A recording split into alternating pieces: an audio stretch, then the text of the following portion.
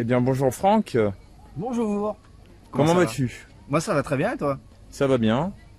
Alors nous sommes dans ta bambouserie. Oui, alors c'est pas la mienne, c'est une bambouserie qui appartient à la ville de Saint-Cyprien. On est au Jardin des Plantes de Saint-Cyprien. On est quand même dans un cadre assez, j'allais dire bucolique, mais un cadre atypique et quand même vraiment merveilleux. Alors qu'est-ce que tu penses de la Matsuricon?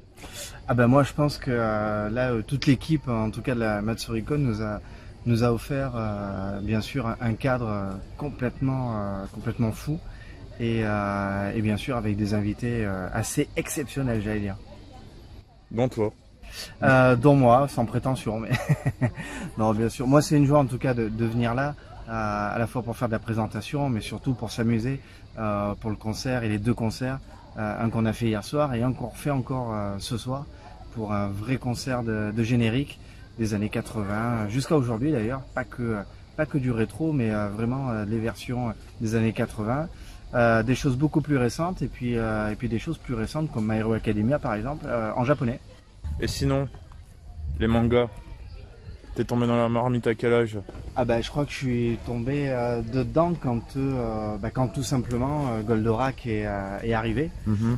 Goldorak est arrivé en 1978, moi j'avais 3 ans et bien sûr à l'époque ça a fait un grand boom l'arrivée de Goldorak, le premier manga qui débarque dans Recrea 2 le 3 juillet d'ailleurs 78. On a fait les 45 ans il y a pas longtemps. Donc ce dessin animé qui débarque comme ça, comme un ovni hein, d'ailleurs. Lui il est arrivé en soucoupe volante, mais le manga en tout cas est vraiment arrivé comme un ovni. Et depuis cette époque, voilà, depuis 1978, ça me colle à la peau, et comme beaucoup d'ailleurs, hein, comme beaucoup de ma génération, et les générations futures qui sont arrivées par la suite. C'est voilà, le manga s'est implanté en France et avec beaucoup de dessins animés et ça ne nous a jamais quittés. T'es plutôt manga ou anime?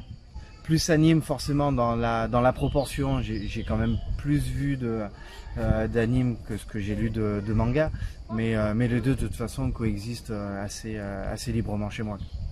T'es plutôt univers science-fiction, fantastique, fantasy ou horreur? C'est vrai que j'ai une propension quand même à aimer un peu tout ce qui est un peu horreur, un peu macabre, c'est vrai que c'est toujours, alors que ce soit dans les films d'ailleurs ou dans les mangas. Euh, Dans les années 90, on a tous connu la grande époque de Freddy Krueger, Jason, voilà. Donc le cinéma horreur, et le cinéma fantastique déjà m'a attiré depuis fort longtemps. Tu as fait de nombreuses conventions. Oui, ça commence à en faire un petit peu. Je ne les ai pas compter, hein, pas compter, mais du coup, moi, ça fait 7 ans que je fais ça. Donc forcément, ça commence à en faire quelques-unes, ouais. Mhm. Avec grand bonheur d'ailleurs. Est-ce que tu as des anecdotes à nous partager? Les rencontres sont quand même assez, presque j'allais dire improbables. Mhm. Et pourquoi je dis improbable? Parce qu'il y a vraiment quelques années, quand effectivement j'étais gamin, adolescent, et que je me retrouvais devant la télé à écouter les génériques, à chanter, etc. Je me serais jamais, j'aurais jamais cru qu'un jour je puisse vraiment pouvoir partager par exemple des concerts avec d'autres chanteurs, et ne serait-ce que Michel Barouille, Jean-Paul Césari, chanteur de Nicky Larson, enfin voilà, j'aurais jamais cru pouvoir faire ça un jour. Le chanteur de Pokémon, c'est quand même assez dingue et incroyable.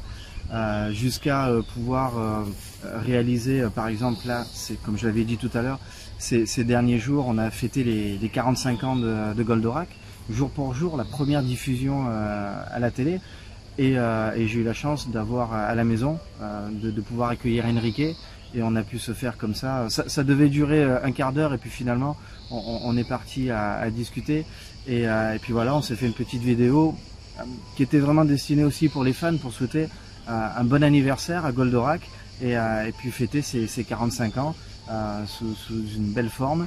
Et grâce à Enrique, ben voilà, on a pu, l'espace d'une vidéo, fêter ses 45 ans, parler un petit peu du dessin animé, de son parcours. Mais en tout cas, j'aurais jamais cru un jour pouvoir voilà, recevoir chez moi Monsieur Enrique, le premier chanteur de Goldorak. moi qui étais bien sûr comme beaucoup amoureux de ce dessin animé, bon ben c'est quand même top et c'est vraiment une aventure folle, une aventure vraiment folle, mais quel bonheur, quel bonheur. Alors, tu me lances une perche depuis tout à l'heure avec ton t-shirt. T'es plutôt Miyagi-Do Miyagi-Do, ou Cobra Kai? on veut toujours être du côté des gentils, mais il y avait des choses pas inintéressantes dans Cobra Kai. Hein. Et en tout cas, c'est ça que j'ai aimé dans la série qu'ils ont faite, dans cette série. Déjà, je trouve qu'elle a été bien faite parce que faite par des fans, et c'est comme ça que je conçois les choses. Une série faite par des fans, tu vas forcément y retrouver ce que eux avaient envie peut-être d'y voir, et du coup par voie de fait, donner aux fans, comme j'allais dire, un petit peu à manger, et leur donner forcément des éléments qui allaient les contenter et leur faire plaisir. Quand on a fait le clip des Mystérieuses Cités d'Or, quand on a fait le clip Senseiya, on l'a fait et on l'a construit de toute façon de cette manière-là. C'est-à-dire, étant fan de la première heure, qu'est-ce que j'avais envie d'y mettre dedans, parce que je me disais, si moi ça me plaît, normalement ça devrait plaire aux fans. Il ne devrait pas y avoir d'ambiguïté là-dessus. Les choses ont montré que, bon, effectivement, j'avais raison. Mais on l'a construit comme ça, et du coup, ceux qui ont repris le flambeau et fait la série Cobra Kai, je trouve l'ont bien faite de cette manière-là. Et du coup, ont apporté peut-être une espèce de, pas d'ambiguïté, mais peut-être une lecture différente de ce qu'on avait des films, avec bien sûr les gentils d'un côté, les méchants de l'autre. Et on s'est aperçu que peut-être que les gentils avaient des fois des tourments, et peut-être que les méchants n'étaient pas si méchants que ça. Et je trouve que ça a été très bien amené. Et puis il y a des scènes, il y en a une, je crois que je sais plus c'est la fin de quelle saison, où il y a Daniel qui rejoint Johnny. Et derrière, en musique de fond, il y a In the Air Tonight de Phil Collins. Ah, les poils sont dressés sur le bras, là. Il y avait vraiment des beaux moments, et ils nous ont offert des bons moments. Là, pour le coup, je trouve que c'est une adaptation vraiment très très réussie. Où peut-on te retrouver sur les réseaux? Alors, c'est simple, vous pouvez me retrouver sur toutes les plateformes. Bien sûr, YouTube, j'allais dire la première, pour découvrir les clips et découvrir un petit peu l'univers, et puis retrouver un petit peu de la nostalgie, la magie de ce qu'on a connu. Et puis vous me retrouvez bien sûr sur Facebook, Instagram, TikTok, etc., etc. Ça vous permettra, voilà, de suivre un petit peu les dates de concert, de suivre un petit peu l'actualité, et puis de temps en temps on fait des trucs un petit peu sympas. Et puis surtout après, et c'est moi ce qui m'intéresse le plus, c'est pas tant d'être derrière la caméra, c'est d'être comme ce soir sur scène, et puis de vous retrouver, et puis qu'on se retrouve voilà, en face à face, en vis-à-vis, et qu'on partage, qu'on chante ensemble ces merveilleux génériques qui ont bercé notre enfance, votre enfance, et puis l'enfance des nouvelles générations, puisque comme je l'ai dit, je fais pas que du rétro. Aujourd'hui je fais du My Hero Academia par exemple, bon, qui est un titre assez récent. Je suis en train de travailler sur l'attaque des Titans, donc voilà, j'essaie de pouvoir ouvrir un concert vraiment multigénérationnel, un concert vraiment pour tout le monde. Toutes les générations, les quarantenaires, les trentenaires, ceux qui ont moins de 20, ceux qui ont moins de 10, doivent pouvoir s'y retrouver. Chacun doit pouvoir kiffer le concert, et puis repartir avec un petit bout de ça dans son cœur, j'espère, en tout cas. En tout cas, Franck, je te remercie d'avoir répondu à mes quelques questions. Merci à toi. Et puis je pense que je te retrouverai dans d'autres conventions. Je pense pour la suite. On va se recroiser, ouais. En espérant retrouver des cadres aussi, encore une fois, aussi magnifiques.